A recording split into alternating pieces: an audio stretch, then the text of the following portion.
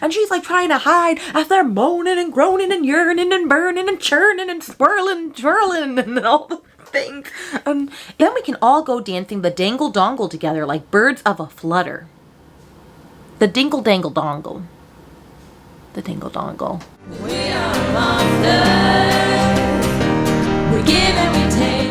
Hey friends, it's Rainy, coming at you with a very exciting bookish vlog where I am starting my journey of the Zodiac Academy. Now, this is not all the books obviously, but this is the books that are featured in this vlog. Well, at least all of one. I read all of 1 and 2 in this, and I either have finished 3 or you're seeing the first 2/3 of part 3 because I was editing as I go, which I do, and these 2 books alone, with all my spoiler and non-spoilery thoughts, took up 40 minutes. And I went, oh dear God, and this book is longer, so I assume that it's going to take longer, and I haven't begun editing those clips yet as I'm filming this intro. So, we're going to cap it at 50 minutes, and then we're going to have to save the rest of this for a future vlog. So there's going to be many vlogs in this installment of the Zodiac series. Why did I start this? Because book 9 came out in January or February of this year, and last year book 8 made the top 10 of the Goodreads Romantasy. And if I want to read Goodreads Romantasy top 10 this year, then I assume I have to read Zodiac. And so I figured I would start it. And I'd already read Zodiac Academy 1 and 1.5 last year, and I really did like them, but I never continued on. So then once I got to book 2, it just kind of snowballed and spiraled, and now I'm obsessed. I'm obsessed. So here's how these vlogs are going to go. There are non-spoilery sections, and I go and I react throughout the book, and if it's something that I don't think is spoilery, then you get to view it. And then there is a spoiler-filled section at the end of each of these books, so that you can get my unfiltered thoughts all throughout the book. So if you've read these books, then, or read a certain amount of these books, then you can watch, you know, the spoiling parts of those. And if you haven't, and you don't want to be spoiled, then you'll skip over the spoiler parts, which I will mark in the timestamps below. And if you're like, girl, I ain't never gonna read these, I'm not a bully romance queen, and you just want to see my laughs and my thoughts and my unhinged chaos, then watch the whole thing. So that's how this is gonna go. So, in this one, I am reading book 1, which is The Awakening, book 2, Ruthless Fae, and book 3, The Reckoning. And yes, I am reading the whole entire series, and yes, I'm binging them all, and yes, I'm reading the other 2 add-on series as well. In fact, once I finish book 3, although depending on where book 3 goes, because I've heard that it ends on a cliffhanger, I'm supposed to dive into books 1 through 5 of the Ruthless Boys series, which we'll see how I feel by the time I get there. But that's my journey, friends. That's my journey. So if you're here with me, then here we go. Okay, so I'm 20% into this book. This is no spoilers, and I'm absolutely loving it. I do remember that the writing was not good, and fun fact, it's still not. But I'm really liking the story. So I don't think I actually said what this is about. So this one is about Tori and Darcy, and they are twins, and they when they were little, their parents died in a fire, and so they've been living in a foster family. But when they're 18, they get kicked out because the guy's like a douche. Except for in there, before they could get it, when they left, they had to leave abruptly. They weren't able to grab the $2,000 that they had stored in there to like have a better life. And so they have to break in to get it. The cops see them, and it's a whole thing. And then they only escape because a guy helps them, but he steals their money.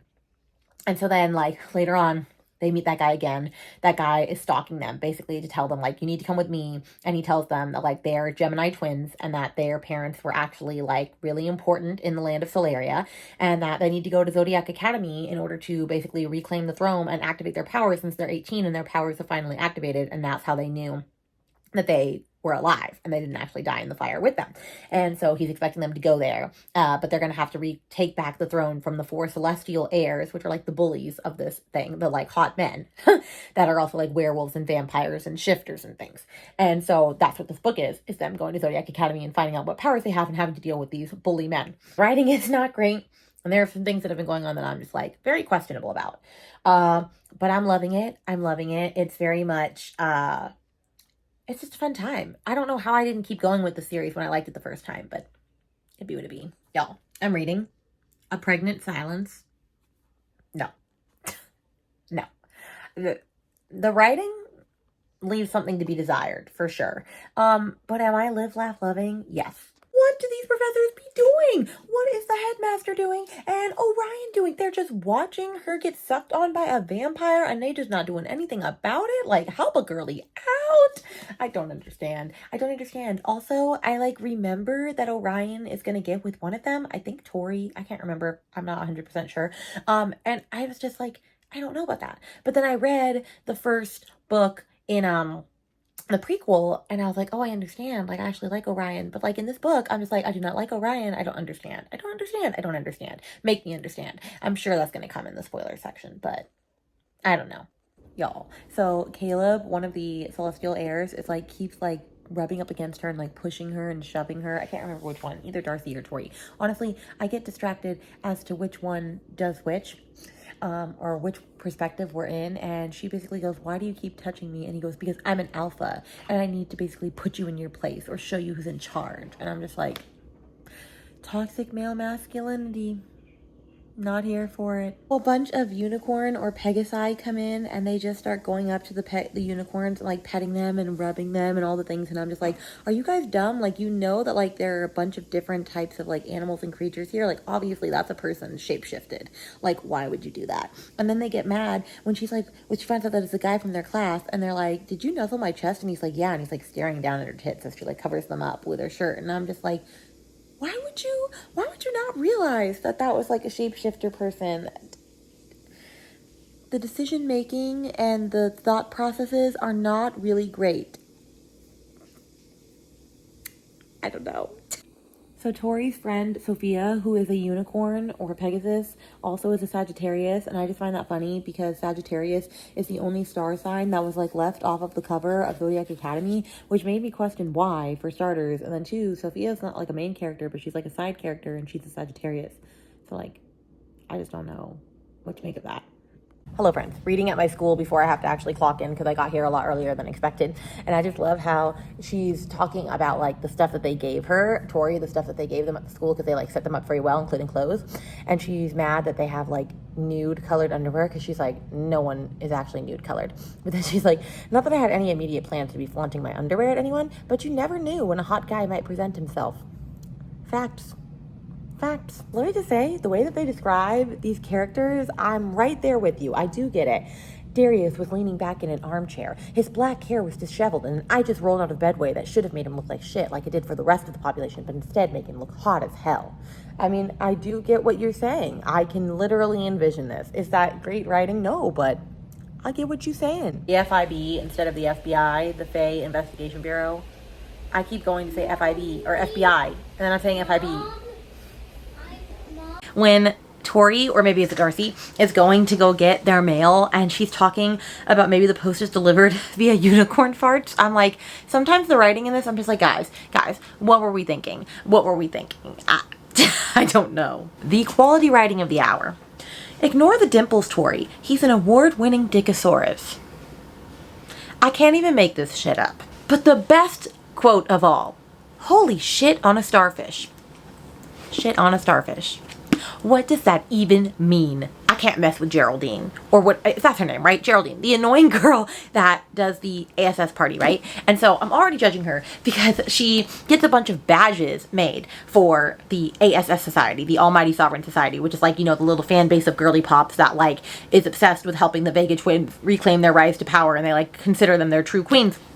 And she gets a bunch of badges and she gives one to Tori. To Tori, and she's like, here, can you wear it? And she's like, I don't know if you're aware, but like the acronym spells ass. And she like laughs and it's like, oh my gosh, only you would think that it looks like the word ass, like nobody else is gonna think that. And I'm like, in what world is nobody else going to think that? Are we that dumb, Geraldine? Are we that dumb? But we just might be. Because you know what she says close after that? She says, are you going out yonder beyond the gobbledy gates? I was just about to catch the shuttle. We can all go together like geese for a gander. Who talks like that? Are we in medieval times? Who talks like that? It just gets worse. She has a couple of things that she says. Oh yeah, this is another one. Then we can all go dancing the dangle dongle together like birds of a flutter. The dingle dangle dongle. The dingle dongle. Well, here comes a pop reference for you. Maybe Faye had no songwriting skills, or perhaps Miley Cyrus was part Faye too. I guess Miley Cyrus has made the cut. Okay, so I'm 75% in. Update. I'm really eating this up. And as you can tell from the millions of quotes and things that I'm sharing, this is not quality writing. Why am I having such a fun time with this? I can't really tell you. And I'm not a bully romance girly. I don't love bully romances. But this one is just hitting. It's just hitting. Is this going to be a 5? No, it's probably going to be a 4. I think it was a 4 the first time I read it. But do I want to immediately pick up book 2? Yes, I do want to do that. So we're going to continue on and see how it keeps going. Okay, this quote about Professor Orion really gets me. And why was I turned on by Voldemort's hotter younger cousin? Voldemort. Oh, Miss Ma'am. So I finished book 1. It is most certainly a 4-star. And I have so many questions that need to be answered now. I'm quite shooketh with what happened in the last 20-ish% of this book. A lot of things happened. And if I was to rank the heirs in favorite from like least or from worst, least favorite to favorite, Max is definitely at the bottom. Or actually, no. Seth is at the bottom. And then it's Mr. Max. Actually, no. You know what? Max and Seth are both at the bottom because they are both sacks of shit. And then we have Darius, and then we have Caleb. And I don't know if that's going to change. I assume that is, but that's where we're at right now. And if I had to pick a favorite twin over the other, then I definitely prefer Tori over Darcy. Because I just think Tori is like more badass and take charge. And like, I think Darcy's a little bit more emotional, which is not a bad thing, but like, she's not always my favorite. However, I do really ship a teacher-student relationship. I am very much here for that. So I'm here for that. And I'm interested to see who Tori's going to do it. Because I have thoughts, but I don't know if that's going to come to fruition or not. And I don't want to say it because I don't want to spoil things. But I very much had a great time with this. And you better believe that I have already got Ruthless Fae on my Kindle. And so I'm going to start this and get a little bit in. And we're going to see where my thoughts are because I'm immediately diving into this bad boy.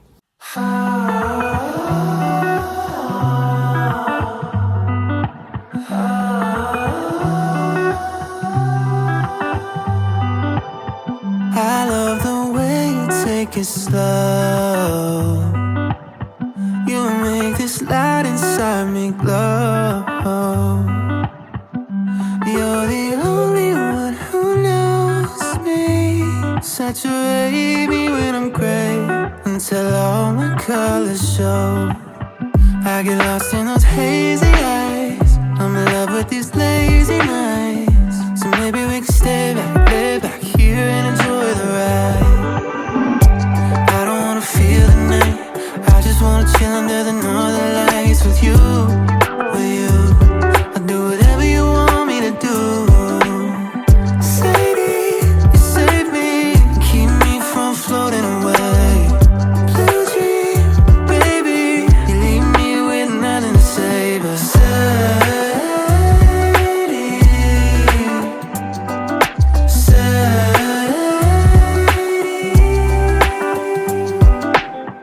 I love the way you take control.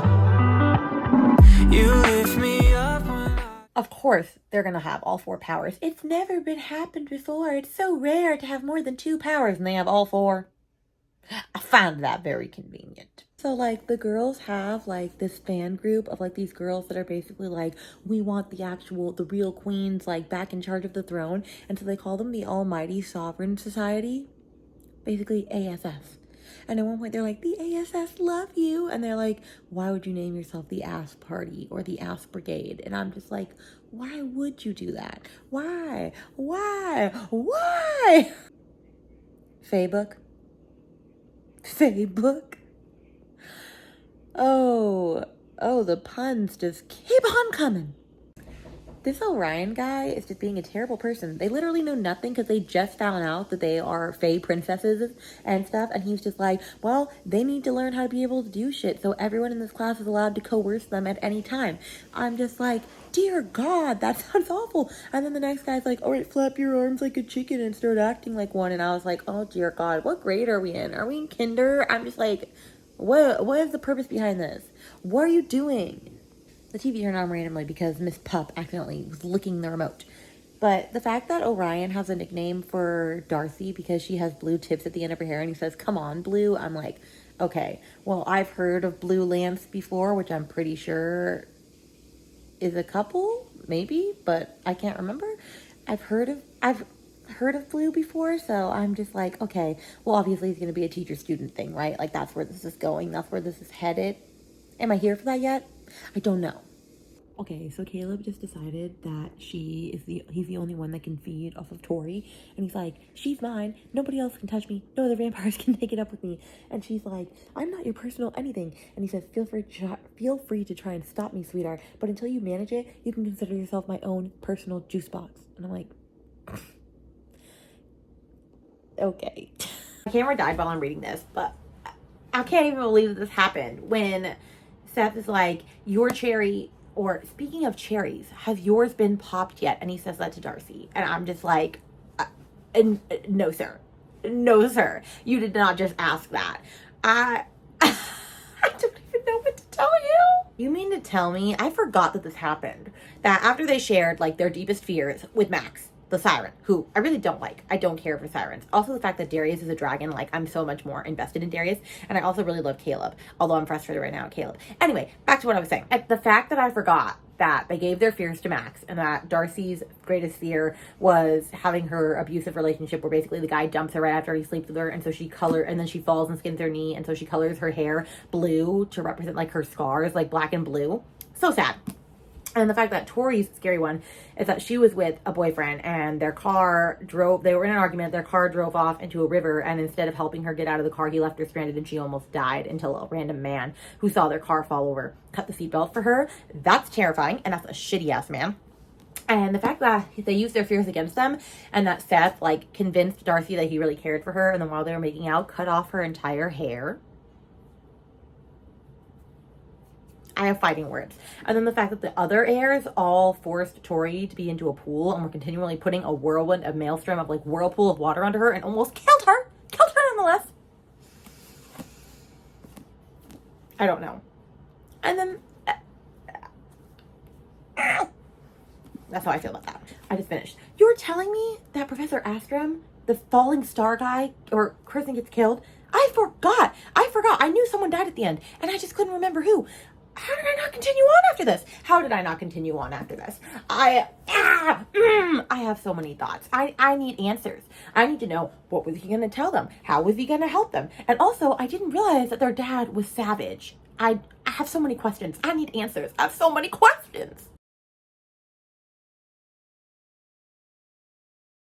You mean to tell me that we're going to get more perspectives than just Tori and Darcy in this? We started with Mr. Caleb, and it was a juicy scene, okay? It set the picture, okay? So Caleb is finally letting us into his thought process of, like, what happened, okay? What happened the night of, like, the fears session. That's all I'm going to say, because I don't want to spoil it.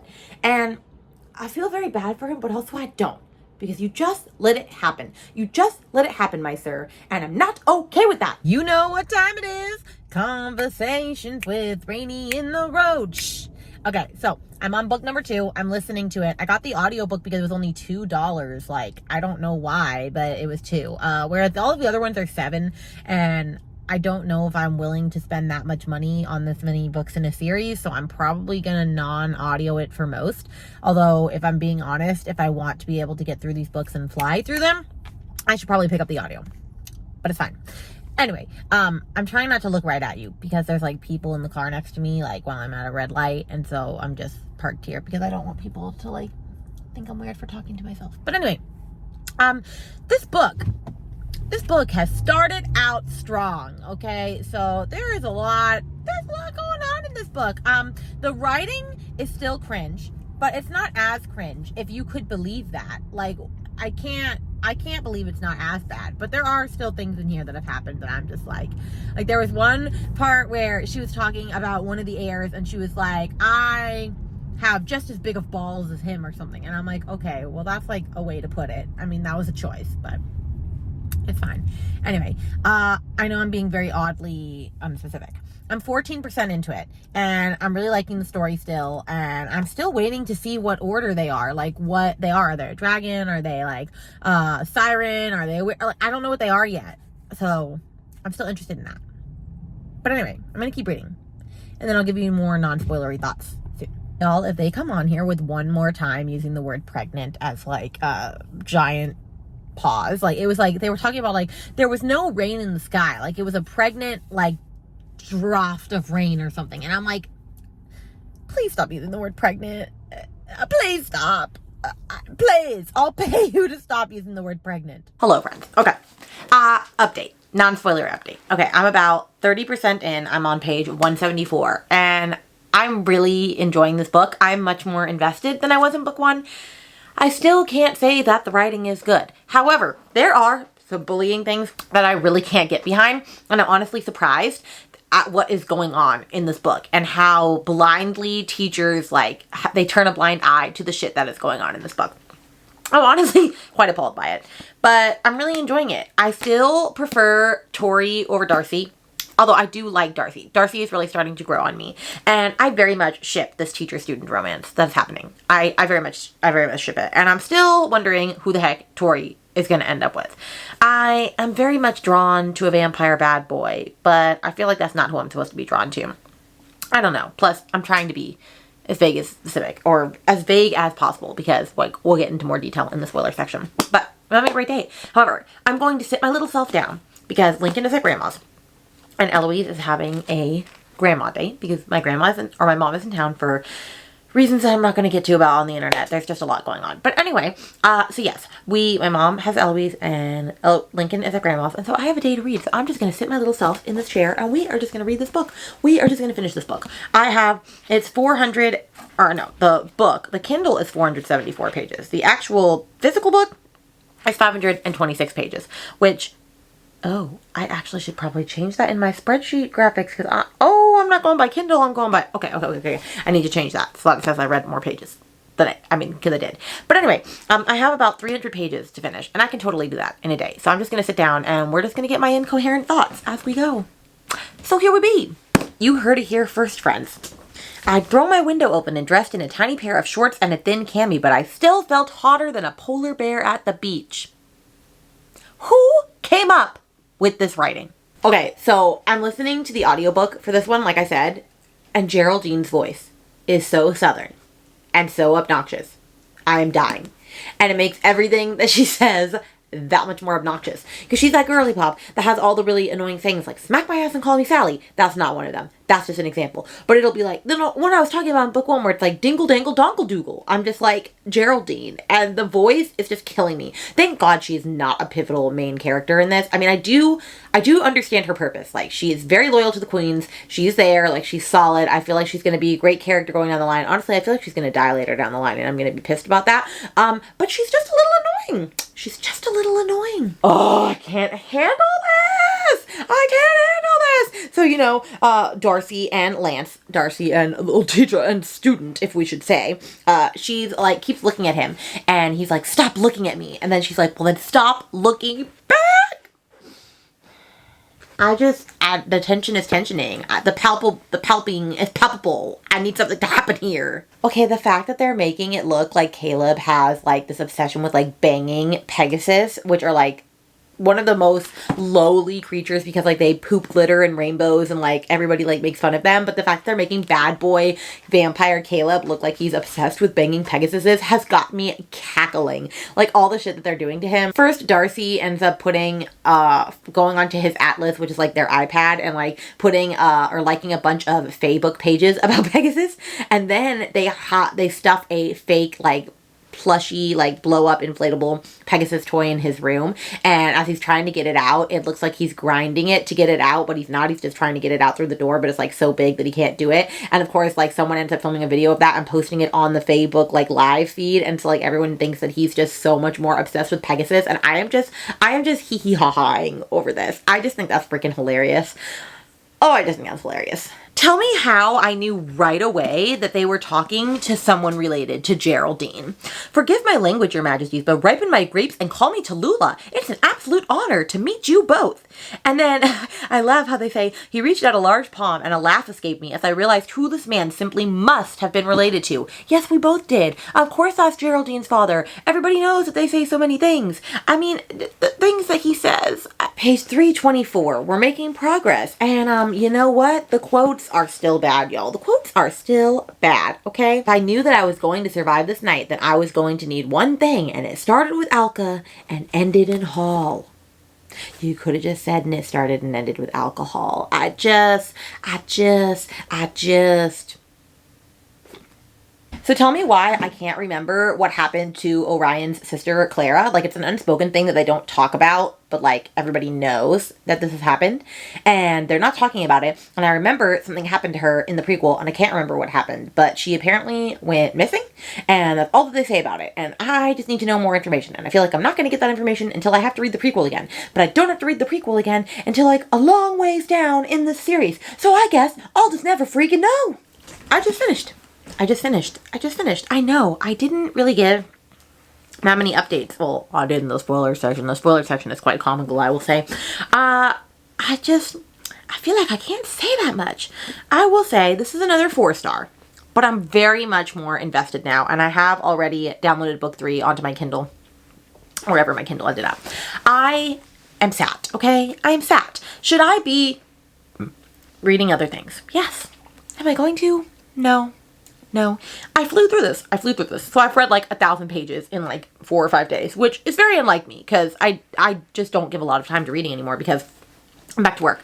But I'm having a lot of fun with this book. I think the bullying is very, very severe. And so I will not widely recommend this to the masses when we get to the end of this. And I'm probably only going to do books 1 through 3 in this first vlog because I'm pretty sure I'm already at like 30 or 40 minutes and I've read 2 books. So I need to shut up if we're being honest.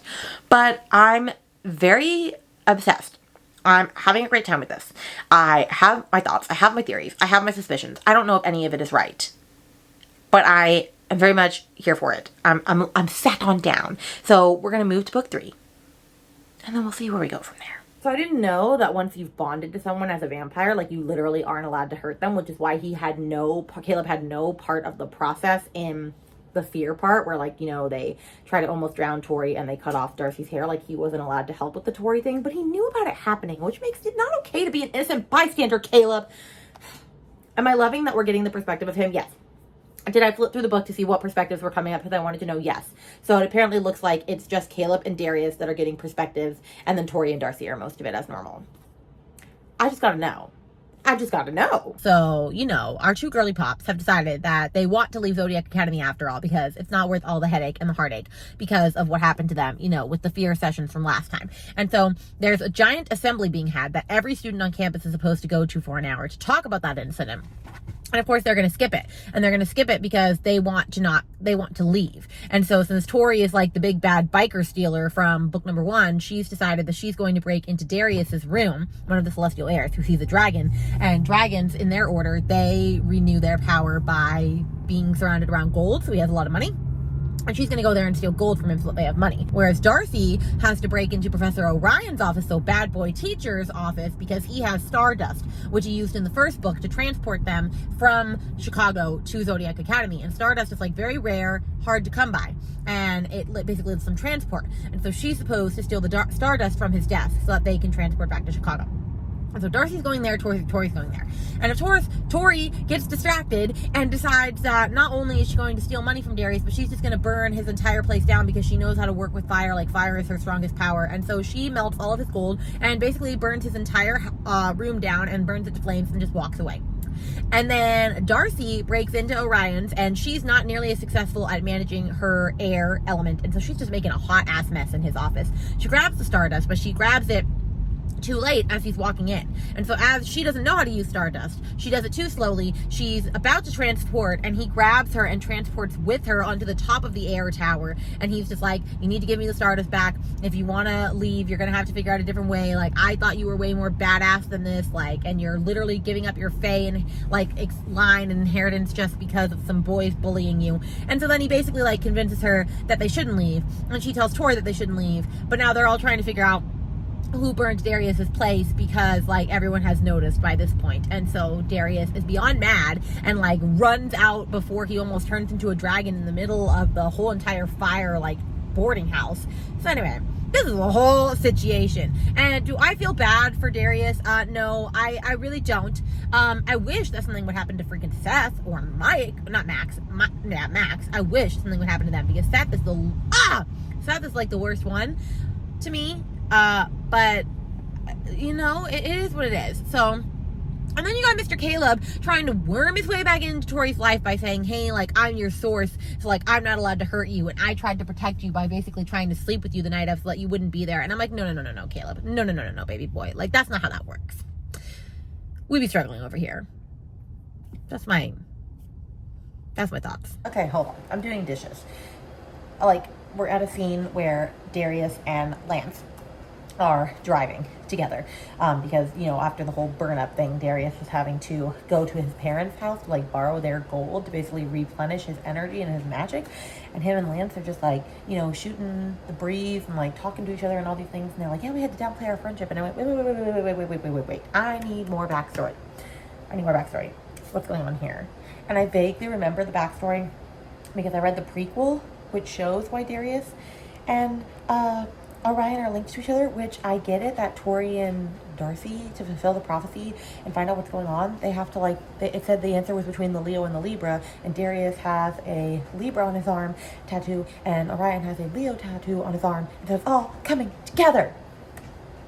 I must know more. Of course Geraldine's a freaking Cerberus, a three-headed dog, because why wouldn't she be? Why wouldn't the most annoying character be one of the most powerful orders? I just find that hilarious. Also, Geraldine can be annoying as hell, but she stands by those Vega girls, and I'm quite here for it. You go, Geraldine. You go. Mr. Darius! It suits you, he said. What does, I asked, smiling.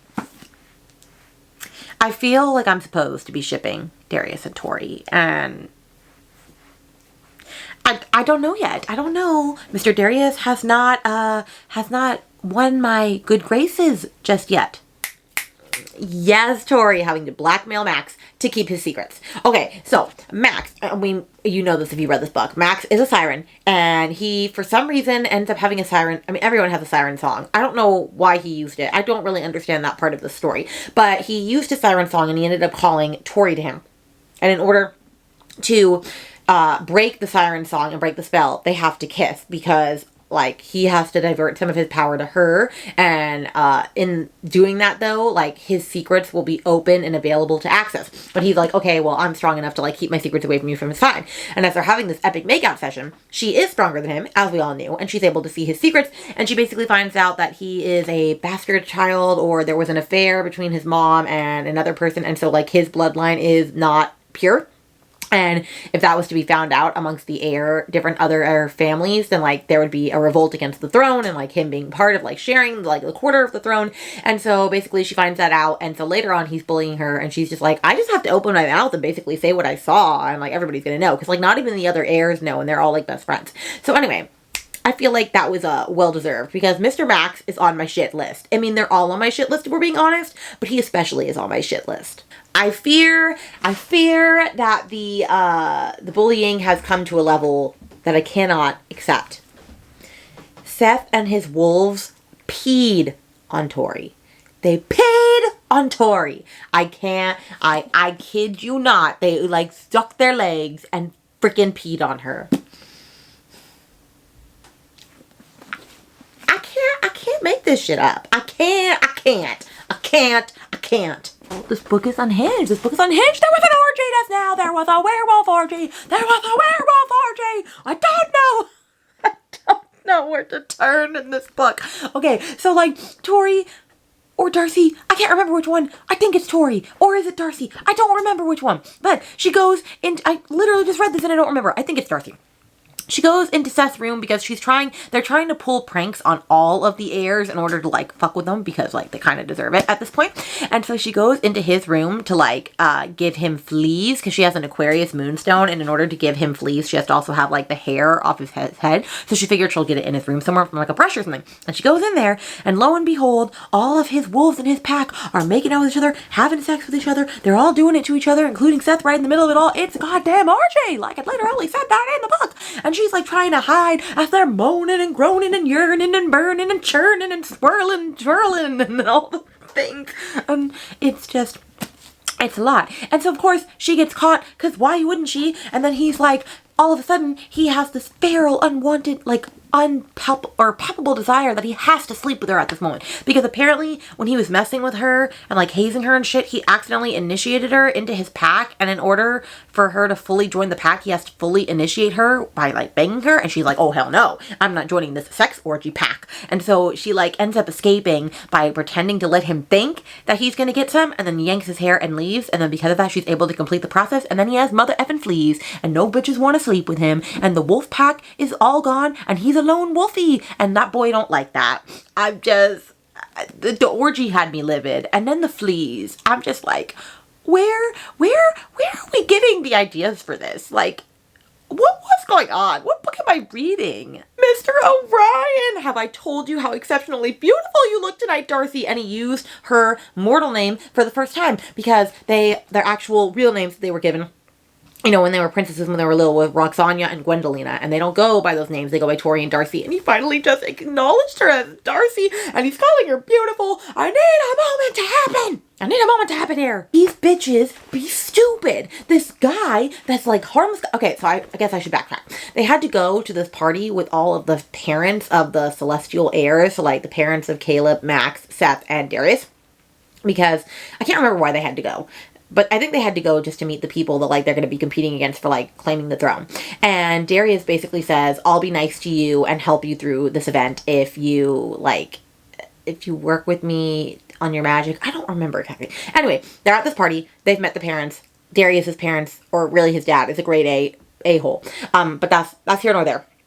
But they're at this party, and this guy randomly just goes up to Darcy and starts, like, talking to her and being all charming and sweet, and she's just, like, spilling all her secrets and shit to him. And I'm like, girl, what are you doing? Why are you trusting anybody? Don't trust no bitches. And then, of course, that ends up being a freaking Faye reporter, and he's gonna just spread all this shit in the newspaper. And I'm just like, have these girls not learned anything yet? Why can't you just keep your mouth shut? It's not that hard to do. Orion stole back Darcy's hair. Oh! So, you know, in the last one, when her hair gets taken by Seth, and then he ends up, like, turning it into a braid and wearing it around his wrist, and Orion got it back for her, and she almost cries. I almost cry. We all almost cry. We stand Orion. We stand Blue Lance. It happened, Faye. Oh my gosh. Orion and her got together finally. So he, like, makes this at the middle of the party. He, like, makes this giant air bubble underneath the pool. So, like, they're wet already because they jumped into the pool to get into it. But, like, it's this huge pocket of air. Nobody can see them, but they're in the pool, right? But they're able to, like, breathe and talk to each other. Like, it's like a room underneath the pool. And they're in there, and he basically says, they're up above, there are like over 1 million reasons why we can't be together. And then he's like, I could list them out for you. And then she goes, just skip them, sir. And he's like, I think we're past the point of sirs and professors. And then they just get together. Of course, it's just a makeout session. Nothing more than that, because then, like, they kind of have this, like, unspoken thing that this is never going to happen again, which of course it is. I'm shipping this now. But I'm just like, yes, make your move. Oh, I just love them. And if you tell me that I'm not going to love them by the end of the series, or you kill off one of them, or something bad happens, I'm going to murder the whole rest of you. This is actually pretty funny. Okay, so they have a Hogwarts version of, like, Quidditch, essentially, with, like, it's called, like, fire pit or pit ball. I can't even remember. I don't even really understand how it works, if we're being honest. I'm just here for the ride. And so they decide to get back at Max, the siren, by rubbing his entire outfit, like jersey, in griffin shit. And so essentially that will cause a huge rash / welt to happen to him, because apparently griffins are toxic to sirens. And so it's going to make him have to be out of the game. And Pitbull's like his favorite thing ever. And his whole family's there to watch him. Like, all of the heirs' families are there to watch them, because, like, that's the thing that they do. And so of course that does happen. And he starts getting purple welts, and he's, like, failing epically and not being able to do it. And then the professor's like, you smell like griffin shit, so someone must have tampered with you. And he's like, well, I'm going to stay in the game. And he's like, well, you can't stay in the game unless you get your shit together. And so he has griffin shit all over him. And Seth has fleas and is effing up miserably. Darius is pissed because the girls planted some of his gold onto, like, his most loyalist follower, and then the guy's just wearing his gold around him blindly, not realizing that it's Darius's. And so Darius, like, freaks out and says, where the hell did you get my gold? And so Darius is all pissed, and so he's off his rocker. And then Caleb's not doing well because Geraldine decided to put this, like, sprinkle, like, substance or something like in his crotch, and so he's just scratching uncontrollably and it's shooting glitter everywhere, further confirming everybody's suspicions that he's a freaking Pegasus banger. And so all four of them are just off their rocker, and Geraldine is just saving the whole game, like kicking ass and taking names, but then they still end up losing the game. But then she wins MVP of the day, so it's really all worth it. But I'm just like, I'm cackling at all of the shit that they have put these boys through because they freaking deserve it. Okay, I finished. And a lot went on at the end. Literally, at the end of it all, the heirs, like, they're all goofing around, and the girls, like, someone says, like, oh, you guys are so powerful, and they're like, yeah, maybe we will reclaim our throne after all, and the heirs get pissed, and they're like, you're gonna have to fight us for it. And so all four of the boys end up trying to, like, fight against them, and they end up using all their magic together to, like, put them in this, like, shield underneath the pit, essentially, so that they're stuck under there and they're just going to leave them there to figure out how to get out themselves. And so of course the girls aren't figuring it out, and then all of a sudden they hear screaming and shrieking and they can see everything happening above them. A bunch of nymphs, which are the magical creatures, you know, that don't have magic themselves, but they can kill fae and then take their powers, are coming. There's like 40 or 50 of them. There's a horde of them just coming to kill people. And so finally, they end up breaking through it because a nymph gets in with them, and then they're trying to escape, but they still don't know what their order is yet, so they can't fly away, they can't run away, they can't turn into wolves, they can't do anything. They're pretty freaking useless. But then all of a sudden, like, they get really mad and overwhelmed, and they have this red and blue magic just like shoot through their hands, and they basically like disintegrate nymphs into nothingness, and everybody's like, what the hell just happened? Like, how did you do that? And they're like, I don't really know. I don't know what that means. I don't know if that's like a long forgotten order that they are that I just don't know about. Like, oh, I just had a thought. Oh my gosh, what if they're a phoenix? What if they're a phoenix? Because phoenix can do that shit, and phoenix are expelled. Or not expelled. They're extinct, or so they thought. Ooh, I have thoughts. I don't know about this. That would be pretty freaking cool. Okay, anyway, I'm very much here for this, okay? I already have book 3 set up on my Kindle. I'm ready to read. I honestly am probably just going to keep going and see how far I can get today. Oh, I'm having the best time.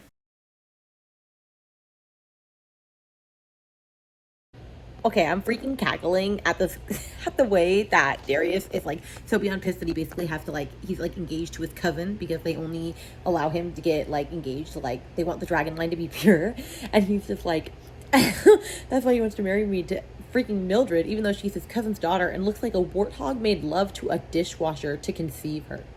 Oh my gosh, that's just so mean, but also I'm just cackling. Okay, I really can't. They're having a sex education, like, discussion, and Orion is leading it, which, cackling because of Darcy. And he's like, boys, oh wait, where did it go? Okay, here it is. It'll also protect you from STIs like chlamydia, centiphalus, grifferia, and mantecraps. Like chlamydia, grifferia, gonorrhea. I can't. Okay, reading before work and getting ready for picture day. And I just have to say, I haven't addressed this yet. The Spanglish that's going on for Mr. Diego, I don't know if I like it. I feel like no actual Hispanic person would talk the way that Mr. Diego is talking. And it's just a little cringe, if we're being honest. I was not expecting Mr. Max to be so nice and to be willing to help Tori overcome her fear of breathing underwater. Now, of course, it's because she knows a secret of his. But I wasn't expecting that. That was a kind thing. I don't really know how I feel about Max right now. I feel like I'm kind of in the middle. He's wishy-washy to me. Yo, I just can't with this book sometimes. The fact that Caleb is finding Darius sexy because he hasn't slept with anybody because no one wants to sleep with him because his mother freaking flees. And he's like coming on to Darius and he's just like, you didn't mind that one time. And Darius is like, that's not even true. And I'm like, wait. Like, what time? What time did Darius and Caleb get together? I have to know about that. And I feel like I'm not going to get any more information on that. But the fact that Caleb is, like, willing to, like, swing for both sides just because he wants to get it on, like, Donkey Kong because he's horny as hell. No. Plus, I was just beginning to like you. You have to, like, go with Tori. Although I want Tori to be with Darius. I don't know what I want anymore. You keep saying that it's Caleb finding Darius sexy, and it's Seth. It's literally Seth that's the werewolf, not Caleb. So you know what? You all can be, like, laughing at me and cackling with me, okay? I knew it was Seth. Although he does also try to sleep with Caleb too because he's just horny, okay? You know, so it is what it is. Another moment where Orion and Darcy just make me want to like drop everything and like just continue reading books just about them when he's having second thoughts of wanting to be with her because of like the whole teacher-student thing, and then she messages him like, we have to stop this, and then he messages her back, but what if I don't want to? Same. What if I don't want you to? You ultimately have to stay together because of me. Like, I've decided it, so like, sorry, Twisted Sisters, but you don't get the real say in this story. Poor little Xavier! Oh, my baby! So Xavier is Darius's little brother, and his dad just realized his order is a Pegasus. And so his dad wants to kill him off. His mom said he can't, and he wants to disown him, because Pegasus are not acceptable in a family of all purebred dragons. And Tori finds out that he's a Pegasus because she's like on a date with Darius where they're gonna like fix up motorbikes and whoever like races faster like wins something. And Darius says, I'll be back. And so she's hanging out with Xavier and she's making him laugh and he turns into Pegasus. And she's like, oh, he's so beautiful. And Darius is like, of course you would find out the one secret that could get us all killed. And then he's like, can't tell anybody that he's a Pegasus. And Xavier is like so distraught about it. And it just breaks my little heart. Ooh. I just feel so bad for him. Yo, Mr. Lance be lancing over here. Oh, he just keeps asking Tori, like, or Darcy, like, blue or green? What are you gonna dye your hair back to? And she's like, well, blue is what I've been through already, but I don't need it anymore. And he goes, for what it's worth, in Solaria, blue means royal, and to me, blue means you. Oh, Lance. Oh, I just love them so much. I swear if you kill them off, I'm gonna cut a hoe. I'm gonna kill everyone. Okay, the fact that Darcy has to be, like, initiated into Seth's wolf pack because he, like, made her his Omega, and that, thank God, she did not actually have to, like, sleep with him. He ended up just, like, telling him his story about how wolves, in order to, like, be initiated into their pack when they're little, they have to, like, be put in, like, a survival situation for, like, a week, and a lot of the cubs don't make it back alive, which was so upsetting. But that he's basically just telling his story of what happened to him, and she gets really sad for him and gives him a hug, and that was her initiation. Thank God she did not have to get sexual. But I'm also just like, am I gonna be liking Seth? Because I cannot.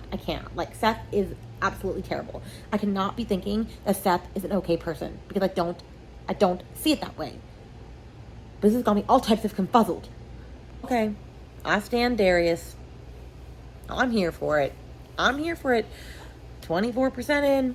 And it's the part where she was so drunk, she like passed out and was using her magic, and it was not a good situation. And so he decided that he needed to take her to his place to like watch her for the night. And he's like laying in bed with her, and she's being like all seductive-y, but then like falls asleep on him, and it's like, you're such a dick.